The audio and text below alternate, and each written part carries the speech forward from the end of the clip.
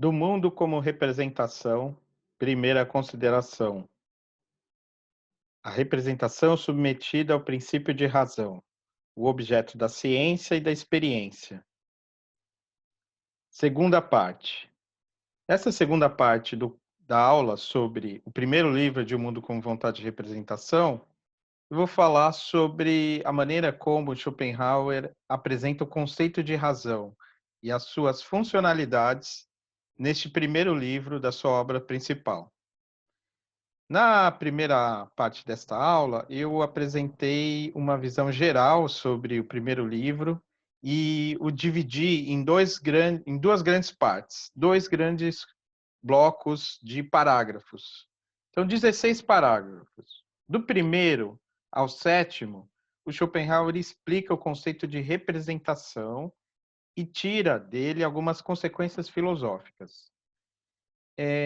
Na segunda parte, ele vai apresentar a representação abstrata sobre tudo que é o conceito de razão, as representações abstratas da razão, como elas operam na racionalidade, na linguagem e no uso prático da vida humana, tendo várias vantagens e trazendo vários benefícios à vida humana, embora também algumas desvantagens. Então, a segunda parte desta aula vai ser, sobretudo, dedicada à explicação dos parágrafos 8 a 16 do primeiro livro de O Mundo como Vontade e Representação. Antes, porém, de passar por essa segunda parte do livro, tal como eu dividi, eu gostaria de fazer um breve reparo, né, em algumas questões que eu coloquei na aula anterior. Para que fique mais clara essa divisão e os títulos dos, dos parágrafos, sobretudo dessa segunda parte, tá? Então, eu vou aqui mostrar para vocês, né? Essa é a capa, né, da aula, né? Como eu utilizei no vídeo anterior, com o título do primeiro livro, né? O mundo como representação, primeira consideração. A representação submetida ao princípio de razão. O objeto da ciência, ou melhor, o objeto da experiência e a ciência. E a epígrafe de Rousseau. Saia da infância, amigo, acorde. Como eu disse para vocês, a função dessa epígrafe é mostrar como a formação filosófica começa pelo estudo da razão e pelo estudo da subjetividade, que compõe a base do mundo nesta perspectiva primeira, que é a perspectiva do idealismo transcendental.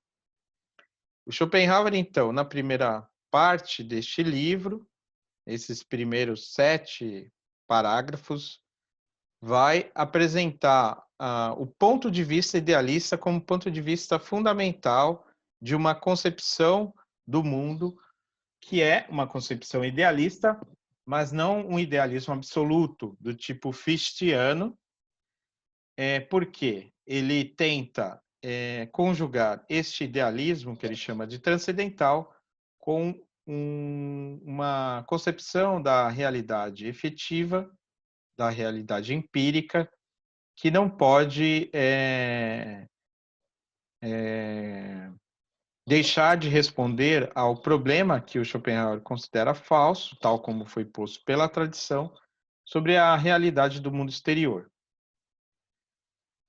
Portanto, a idealidade transcendental do mundo convive com a realidade empírica. Na aula passada, eu acabei não falando do sexto parágrafo, onde o Schopenhauer fala do corpo próprio como um objeto imediato. O corpo, em geral, do sujeito, ele é um objeto imediato porque é justamente por ele que a realidade é apreendida. Porque é justamente no fazer efeito da matéria sobre o corpo que se dá a apreensão pela causalidade da realidade exterior.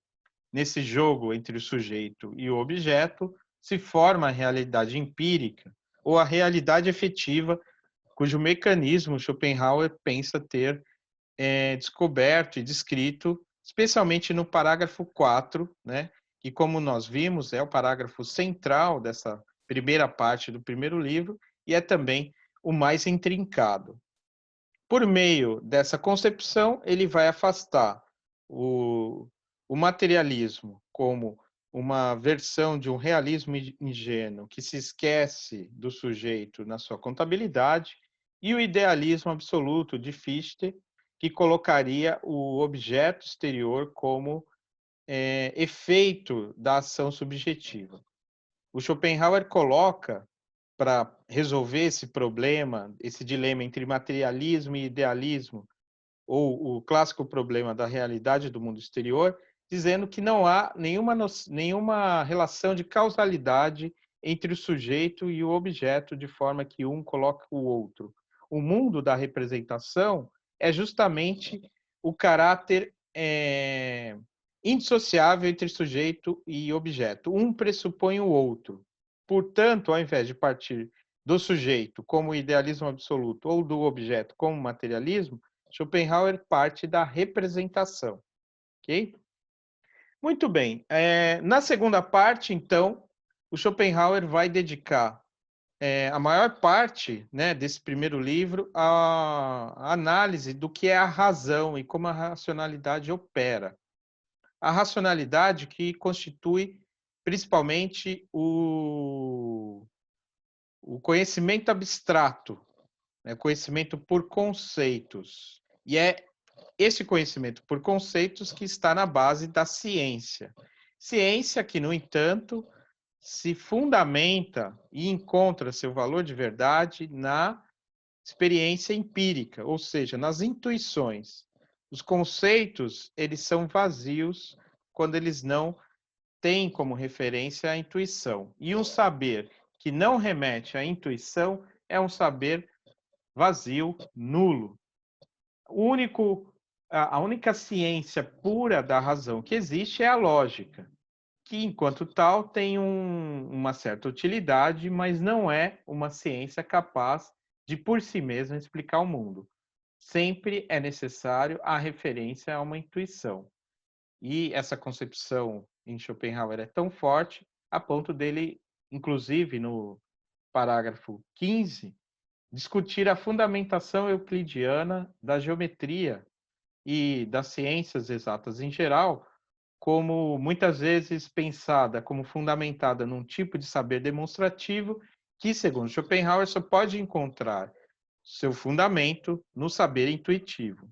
Então, ele a todo momento vai ressaltar a dependência do conhecimento abstrato em relação ao conhecimento intuitivo, a prioridade da evidência intuitiva sobre o saber demonstrativo.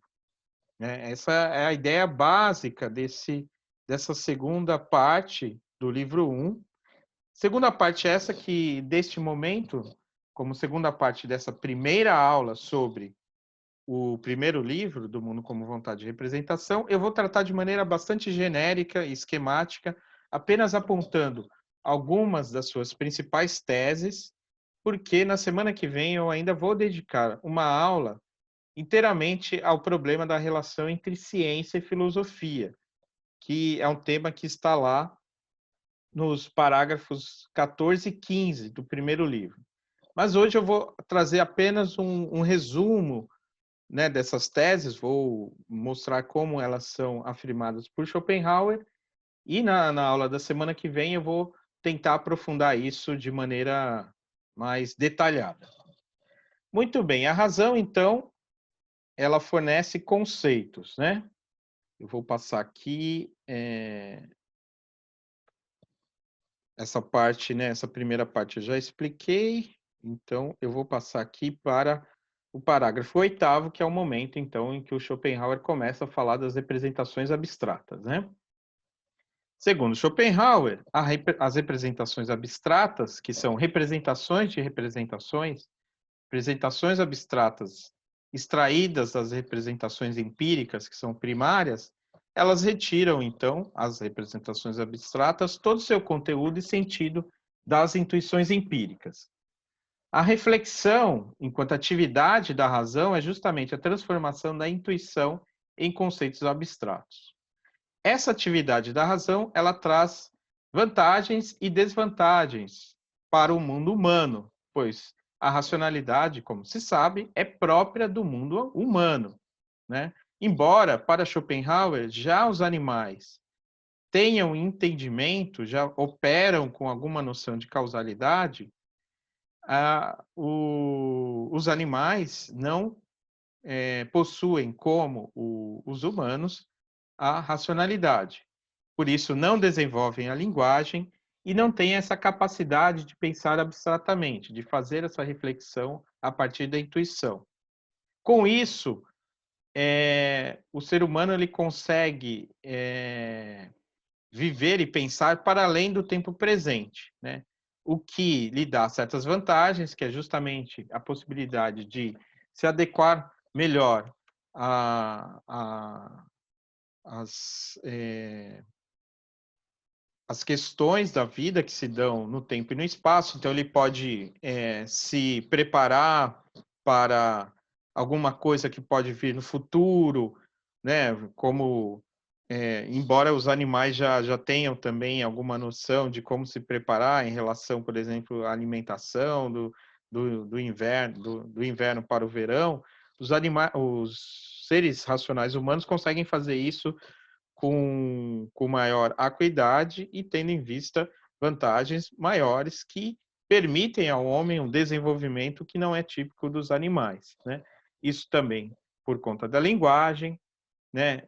O desenvolvimento da razão, embora todas essas vantagens também podem representar maior grau de sofrimento à vida humana, à medida em que o futuro também, muitas vezes, para o ser humano, pode ser fonte de sofrimento, essa reflexão sobre o futuro, assim como a reflexão sobre o passado, sobre sofrimentos passados que atuam na mente humana, na consciência, de modo diferente do que acontece nos seres animais, né, em que há apenas a presença do presente sem essa aflição com o passado ou com o futuro, né? Schopenhauer vai retomar a análise fenomenológica desse sentimento, né, no quarto livro, quando ele vai, de fato, falar mais propriamente do mundo humano, da moralidade, das relações humanas em geral, e vai falar, por exemplo, do tédio, da dor, e como esses sentimentos de dor e também de prazer, eles, no mundo humano, têm propriedades diferentes do que tem no mundo animal. Bem, ao longo, então, desse trecho que vai do oitavo até o final do livro 1, o Schopenhauer vai falar sobre como a razão opera, no sentido de estabelecer relações conceituais, tendo em vista também a possibilidade até de formar leis do pensamento, usando a lógica, que é justamente o estudo das leis do pensamento e de como a razão funciona, né, para ter cada vez mais um aprimoramento do conhecimento abstrato. Ele vai mostrar como, por meio da lógica, o ser humano consegue fazer relações conceituais, que são muito importantes no desenvolvimento do conhecimento científico. E também tem, é claro, várias utilidades práticas, né? Então, aqui eu vou resumir bastante, né? O Schopenhauer, em dois momentos, ele apresenta alguns gráficos sobre relação entre conceitos, né? Por exemplo, na página 52 da edição original, que corresponde à página 50 da edição da Unesp que estamos utilizando, Schopenhauer apresenta algumas relações conceituais, por exemplo, a esfera de um conceito inclui no todo a esfera de outro conceito. Então, você tem o animal, que é um conceito mais amplo do que o conceito de cavalo, que é uma esfera dentro do conceito de animal. Ou a ideia de que uma esfera contém duas ou diversas outras esferas que se excluem e, ao mesmo tempo, estão contidas na primeira esfera, né? Então, aí você tem um exemplo, né? A ideia de ângulo, como você tem diferentes modos do ângulo que correspondem ao caráter do ângulo em geral, né? Duas esferas contêm cada uma parte da outra. Por exemplo, as esferas de uma flor, né, de um objeto como flor e a cor vermelha podem se interseccionar. Duas esferas estão contidas numa terceira, mas não apreende. Por exemplo, a esfera da matéria, né, que é algo bem amplo e abstrato, pode incluir a água e a terra sem que ambas tenham nenhuma relação conceitual mais próxima de intersecção, né? É claro que a gente pode ter também uma matéria que tem um composto de água e terra, né? Por exemplo, a lama, que aí seria um caso de uma intersecção. Então, o que o Schopenhauer apresenta no parágrafo 8º e 9º do Mundo como Vontade de Representação é os diferentes jogos de linguagem, podemos chamar assim, ou entre conceitos que a razão humana estabelece e que tem um papel na ciência e também na vida prática, né? Um outro exemplo que ele dá mais à frente, na página 58, nós temos esse quadro, né, que ocupa a página inteira, que é um exemplo que ele dá de como, por meio da racionalidade, é possível uma arte da persuasão, em que você coloca vantagens e desvantagens em relação a diversos momentos da vida. Por exemplo, se tanto no plano da autorreflexão quanto no plano de uma conversa, né, em que nós tentamos convencer o outro ou a nós mesmos, por exemplo, em relação a uma viagem, né?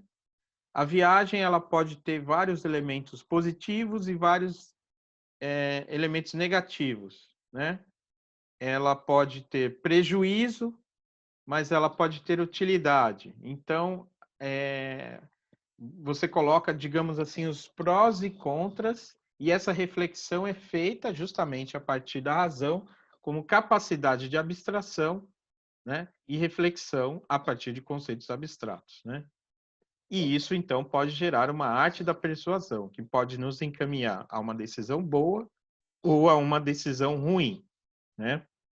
E isso também pode ser utilizado, tendo em vista também as características psicológicas dos indivíduos, a convencê-los a fazer A ou B. Neste caso, neste exemplo, a viajar ou não, né?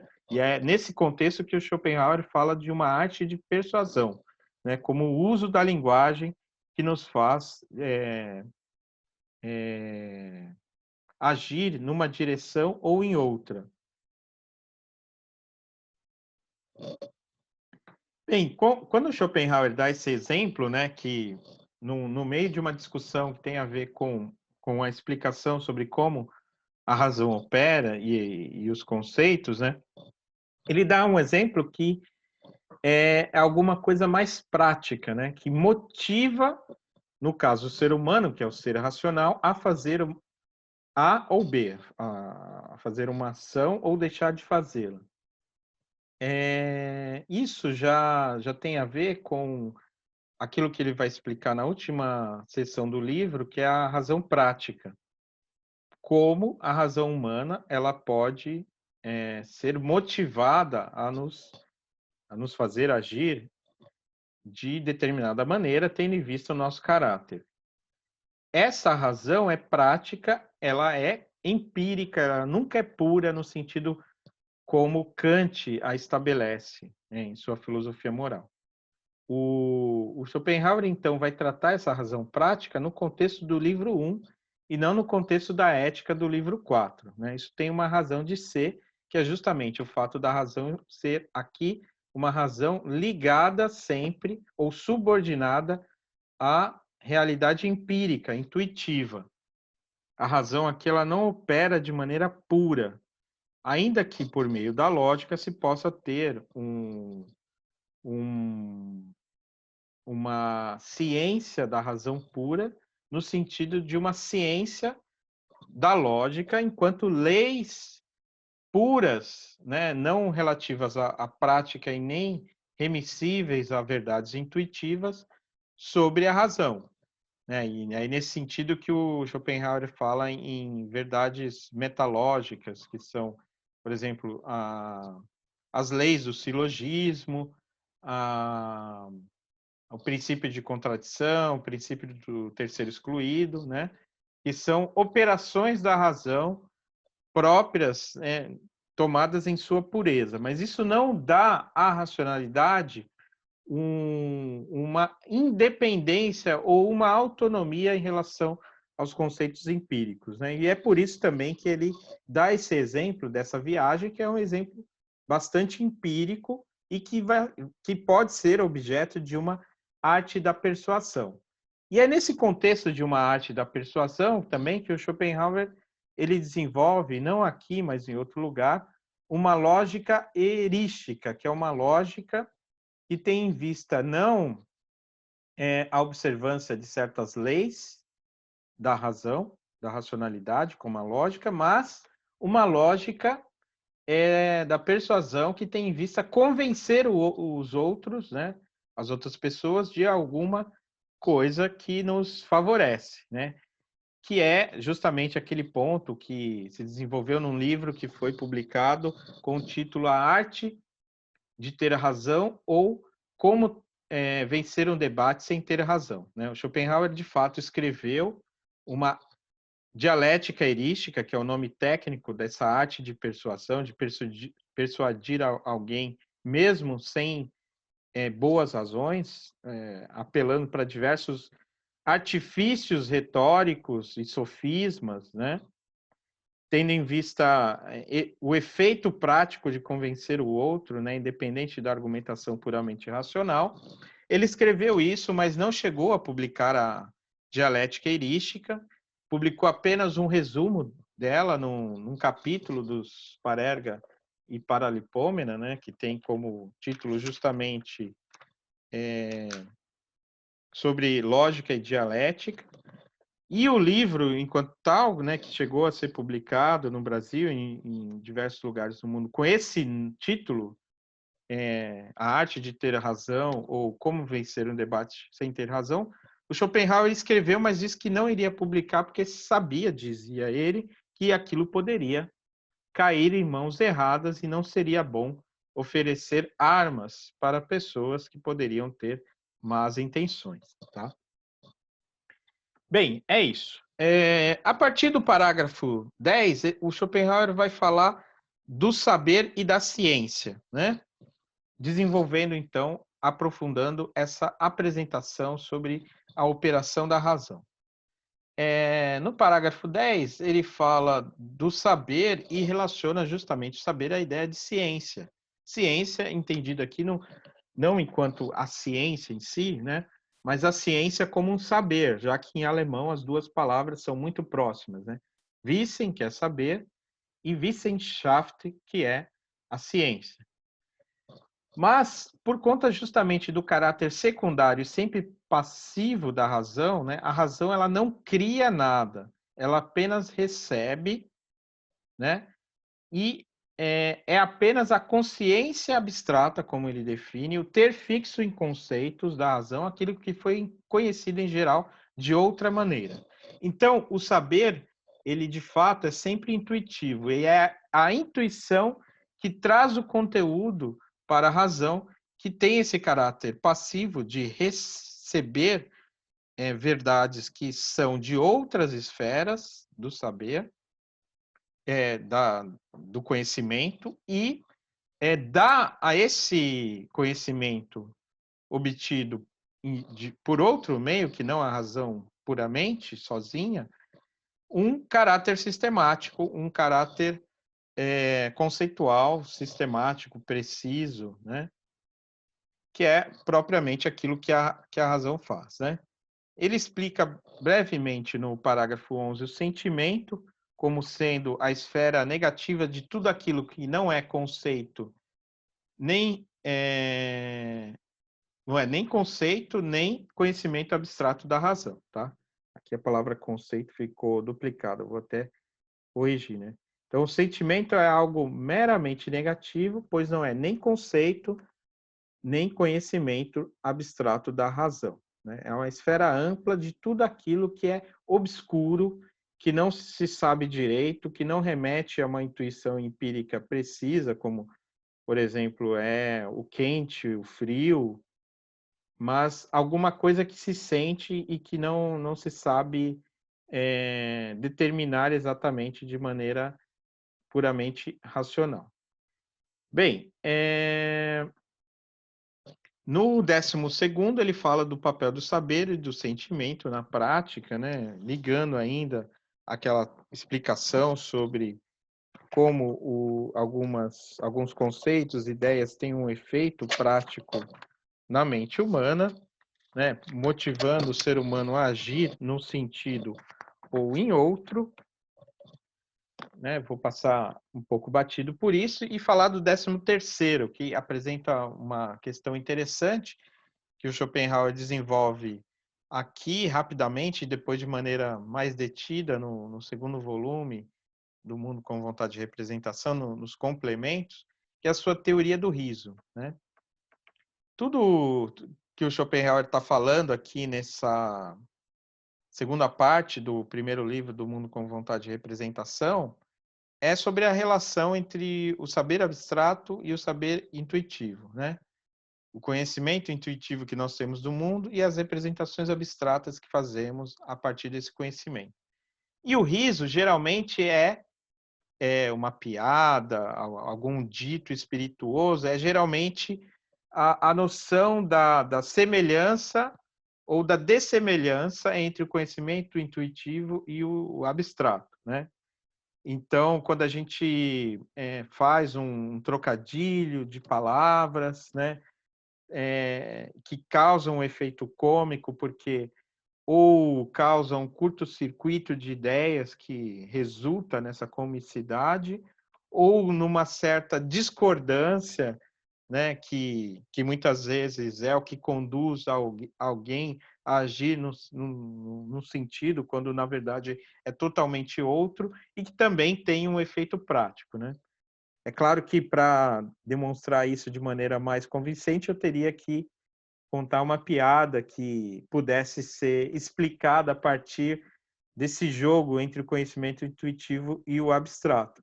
Mas eu vou declinar de fazer isso, porque eu teria que fazer isso e depois explicar a piada, o que traria um efeito muito negativo e, no final das contas, bastante desagradável e nada cômico, né? Então, eu vou passar imediatamente para outro assunto, que é o mais importante, que é a questão da ciência, né? A ciência é explicada no parágrafo 14, tá?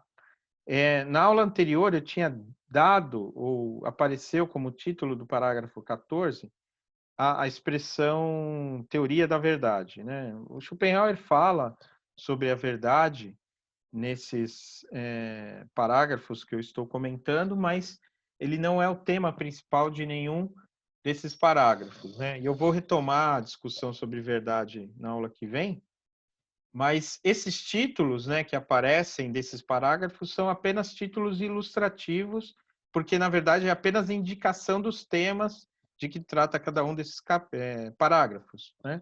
O Schopenhauer mesmo não deu nenhum título a nenhum desses parágrafos, né? Que, como eu já disse, são 71 parágrafos que não são nomeados, não são intitulados, mas ao longo do curso, né, eu vou sempre apresentar aí uma sugestão, né, de título ou de tema para que a gente consiga aí ter uma visão esquemática do livro, né? Então, no parágrafo 14, o Schopenhauer explica que a ciência é um conhecimento progressivo que vai do geral para o particular por meio de conceitos intermediários e de divisões fundadas sobre determinações cada vez mais restritas. O caráter científico consiste numa forma sistemática do conhecimento, que é uma marcha gradual do geral para o particular. Mas a evidência é sempre de origem intuitiva, como eu já afirmei, e o Schopenhauer não se cansa de afirmar nesta obra, né, e nesse trecho de O Mundo com Vontade e Representação. No parágrafo 15, que é um parágrafo muito importante, em que o Schopenhauer comenta a relação entre o conhecimento científico e a filosofia, além de ressaltar ainda mais essa prioridade da evidência intuitiva em relação à demonstração lógica, o Schopenhauer apresenta também os limites da ciência naquilo que ela oferece para o conhecimento humano. Ele vai dizer que a ciência explica uma série de coisas e uma série de relações, mas deixa duas coisas essenciais sem explicação, que são a coisa em si mesma, aquilo que há a ser conhecido, porque aquilo que há para ser conhecido é explicado na ciência apenas a partir de suas relações com outros objetos. É esse o conhecimento a partir do princípio de razão, que é sempre um conhecimento relativo, né, da relação entre o sujeito e o objeto e suas diversas relações, e não explica, né, a ciência ou a própria racionalidade, o próprio princípio de razão, ou seja, a razão mesma, a razão de todas as coisas. Pois o princípio de razão explica tudo menos a si mesmo. E aí, nesse sentido, Schopenhauer diz que a coisa em si e a razão são inexplicáveis, né? No final das contas, aquilo que diz respeito ao sujeito, que é a racionalidade, e o objeto, naquilo que ele tem de mais íntimo, que é ser coisa em si, esses não são explicados, e é por isso que há um limite para o conhecimento científico, né? Segundo Schopenhauer, a finalidade da ciência não é uma maior certeza, mas facilitar o saber, impondo-lhe uma forma e assim a possibilidade dele ser completo. O caráter científico consiste, assim, numa forma sistemática do conhecimento, que é uma marcha gradual do geral para o particular. Mas o conhecimento que temos pela via da razão e da ciência é um conhecimento de meros fenômenos da experiência. O todo da experiência, assim como seu núcleo e seu sentido mais íntimo, permanece intocado pelas ciências. As ciências naturais, seja ela a morfologia, que descreve formas fixas, seja a etiologia, que explica a natureza e movimento, são incapazes de ultrapassar o campo limitado da representação fenomenal. Ou seja, ela só explica as ciências os conhecimentos fenomênicos, das coisas que aparecem para o sujeito. Não explica nada além dessa relação entre sujeito e objeto. E é este o limite da explicação científica, né? Um limite que é claro apenas para a filosofia, né? A filosofia, né, vai entrar em cena, né, a partir desse limite das ciências. As ciências se dividem de acordo com as diferentes formas do princípio de razão. Elas explicam a relação das coisas, mas deixam algo de inexplicável que elas pressupõem. Já a filosofia não pressupõe nada de conhecido, pois tudo lhe é estranho e problemático. Não só as relações dos fenômenos, mas os próprios fenômenos. Aquilo que as ciências pressupõem é o problema próprio da filosofia. Como ela é a ciência do mais geral, seus princípios não podem ser a consequência de outros princípios mais gerais. E é então, na parte final do parágrafo 15, que o Schopenhauer vai explicar o que é a filosofia, né? E é justamente nesse contexto que ele vai abrindo espaço para a metafísica que vai surgir no segundo livro, né? Estamos, então, no final do primeiro livro, que teve como finalidade a explicação do mundo como representação, o mundo dos fenômenos, a representação submetida ao princípio de razão e a ciência. Essa abordagem das coisas, ela é limitada ao mundo enquanto conjunto de relações que se dão entre a relação entre sujeito e objeto. A filosofia é justamente aquilo que vem tentar explicar no seu todo aquilo que permanece inexplicado por essa concepção da racionalidade operante na ciência, né? E é nesse contexto que surge então, a metafísica, a necessidade metafísica, a necessidade de ir além da ciência e oferecer alguma coisa que é próprio justamente da reflexão filosófica.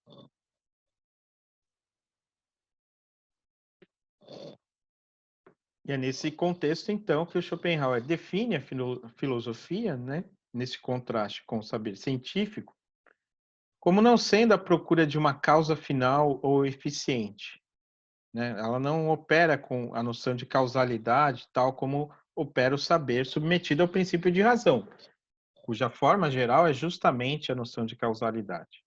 A filosofia se pergunta, pelo contrário, eu estou citando, né, o parágrafo 15, a filosofia se pergunta pela essência das coisas, independente de suas relações mútuas. Ela deve ser a expressão em abstracto da essência do mundo no seu conjunto.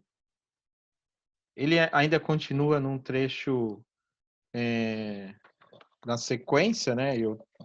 Para dar a referência exata, estou citando aí o parágrafo 15,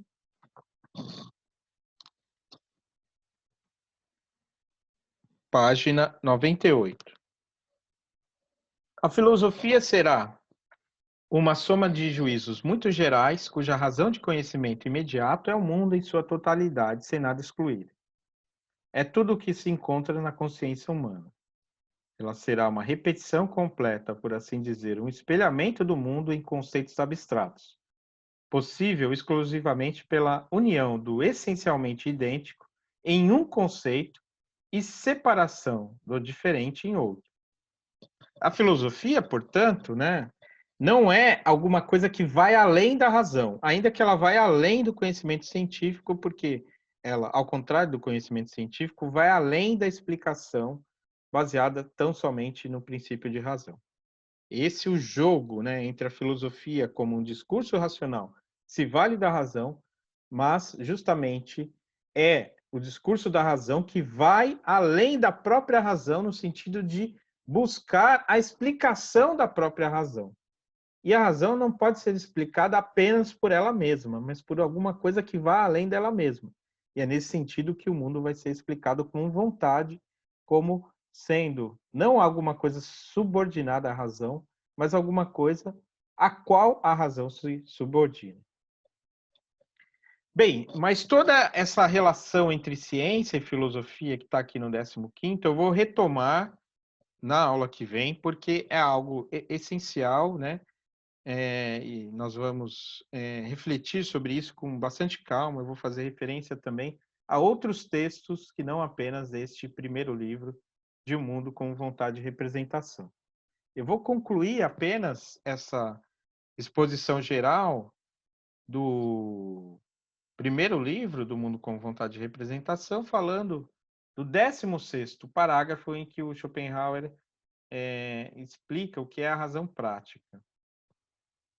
A razão prática para ele é a capacidade da razão de compreender não apenas o presente, mas o passado e também a possibilidade de projetar o futuro. A razão prática, nesse contexto, é sempre empírica, nunca pura. Ela sempre se baseia numa representação empírica e, a partir dela, faz representações abstratas. Por meio dessa atividade abstrata, o ser humano, né, constitui uma moralidade no sentido de buscar aquilo que é melhor para a sua vida.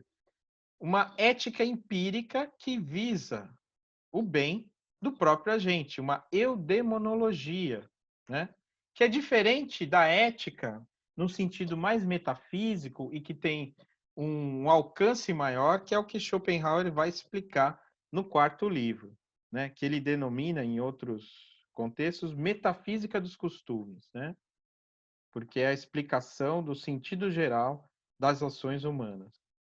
A eudemonologia é uma ética, digamos assim, menor, né, como alguns estudiosos da ética de Schopenhauer têm chamado de pequena ética, né, ou ética empírica, que é a busca pela felicidade do próprio agente, né?